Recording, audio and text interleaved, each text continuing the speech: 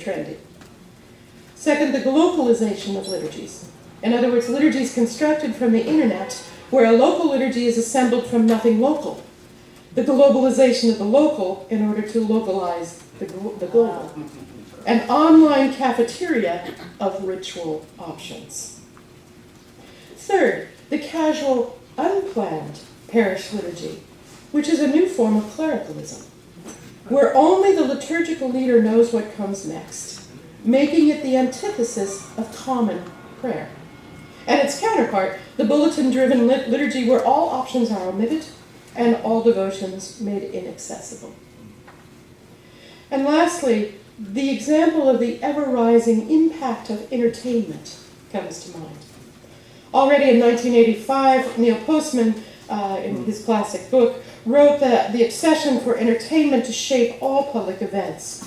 And it was very recently resurrected in Martha Titanick's blog for the Anglican Church of Canada. She paraphrases Postman saying, "At heart, it is our rampant need for our relationships with the world around us to be filtered through the standard of entertainment, which creates a worship environment in which the pervasiveness of fun flattens out human experience, indoctrinating us against anything that is too complicated, too serious, or that moves too slowly."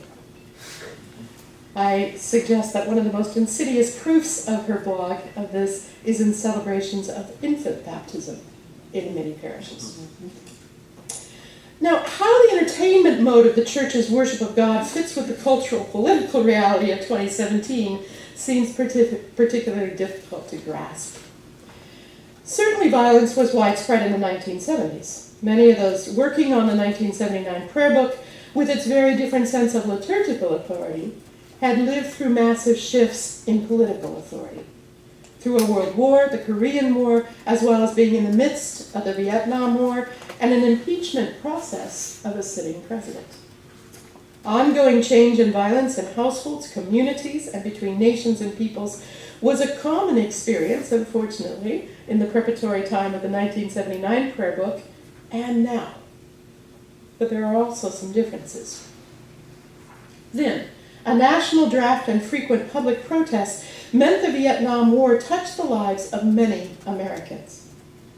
Now, while there have been tragic losses on both sides of the recent and ongoing and endless wars in the Middle East, far fewer Americans are directly affected because of who goes to war, through both a changed military and socioeconomic differences.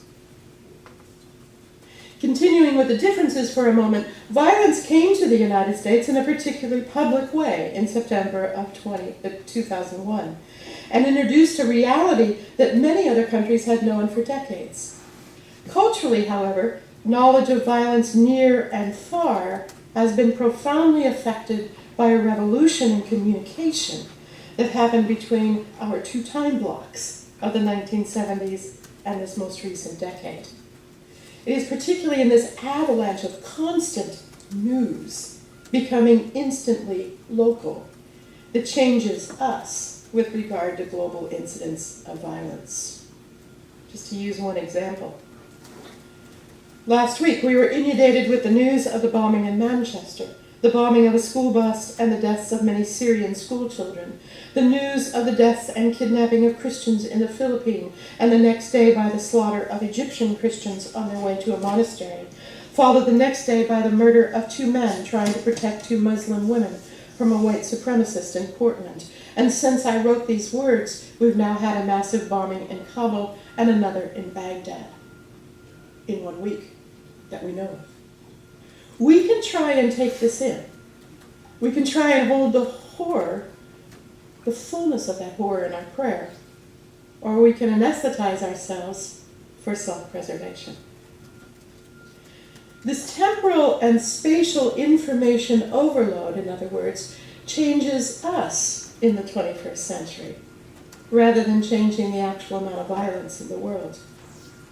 Many scholars have written of the impacts of the three communication revolutions on the Church and its worship of God: the printing press, the electronic revolution, and the digital revolution.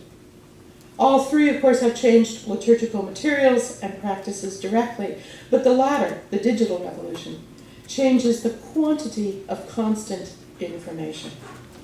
Psychologists and sociologists tell us it is changing our patterns of socializing and social intelligence, a topic which I'll return to in just a few minutes. Lastly, in this general overview, the awakening to a multi-faith world for many American Christians is a notable difference in the last couple decades. But it's primarily in the awareness of Islam and other religious systems born in the Middle East. Ironically, absent from many of these conversations is that Christianity is a Middle Eastern religion too. The 1960s and the 1970s was also a time of awakening to religious differences, but with very different results in appropriation. Then, the fascination with Asian branches of Buddhism, and through the immense influence of rock groups like the Beatles, and emergence of a syncretistic style of Hinduism, came into the consciousness and daily practice of many Americans, including many Christians. But this integration into mainstream Christianity of Buddhist practice and theology is quite different than the generally antagonistic relationship between Islam and Christianity in the US. So similarities, but actually pretty profound differences. This introductory conversation then probably shows the both and quality of similarities and differences between these two eras, but finding parallels, which are certainly possible, may actually be inconclusive. Our theological sense of time is always a striving toward fullness. Or as Jürgen Moltmann describes it, past, present, and future are modes of time determined by an eschatological future. Perhaps in some specific contemporary issues, we might get a better sense of the context that informs and shapes the work of the SCLM as it engages in the conversation over the four possible approaches towards prayer book renewal as they have defined them.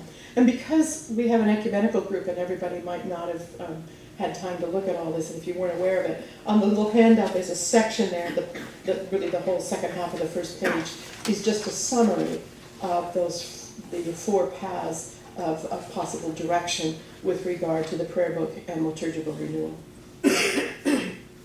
So, 3 examples of issues diverse in impact and length, which I think highlight the differences between now and the period of preparation for the 1979 prayer book. So the first is ecumenism, 70 years of a changing and ongoing conversation. So I have to sort of start with a caveat. Certainly ecumenism is not only a contemporary issue. There's never been a time when we didn't have ecumenism as an issue. But when we discuss ecumenism, we usually focus on the past century. It's become traditional to begin with the World Missionary Conference at Edinburgh in 1910, and to move from that to the birth of the World Council of Churches, whose formal inauguration took place in 1948 after the end of World War II. The heady advances of these gatherings were balanced by the reality that they were primarily Western and Protestant participants.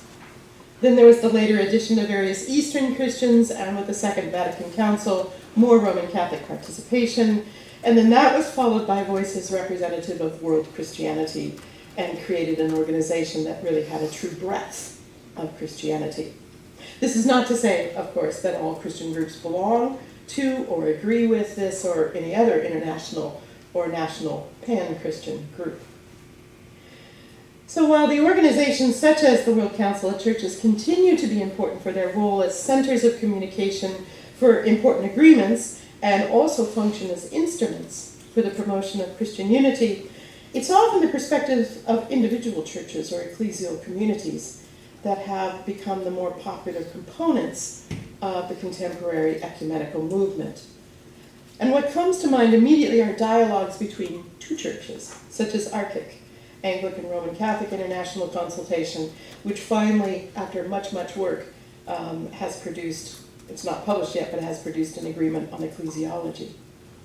This is a group that flourished and endured first through the excitement of the establishment of such groups in the early days, to the fruits of the Second Vatican Council, which of course impacted many Western Christians, to the retrenchments away from common texts and agreements of the 1990s and early 21st centuries.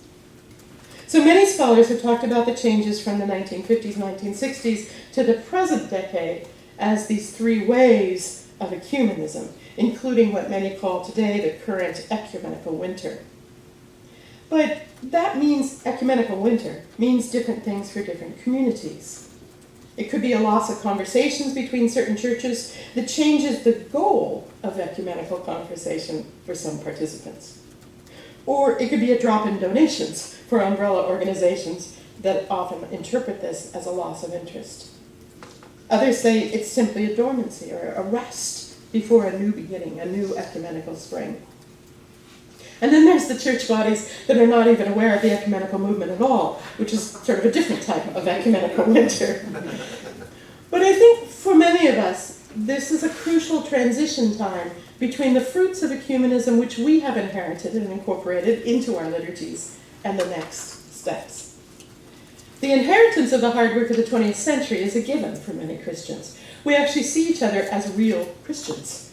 For the most part, we accept one common baptism. We assume tremendous commonality rather than assuming tremendous differences.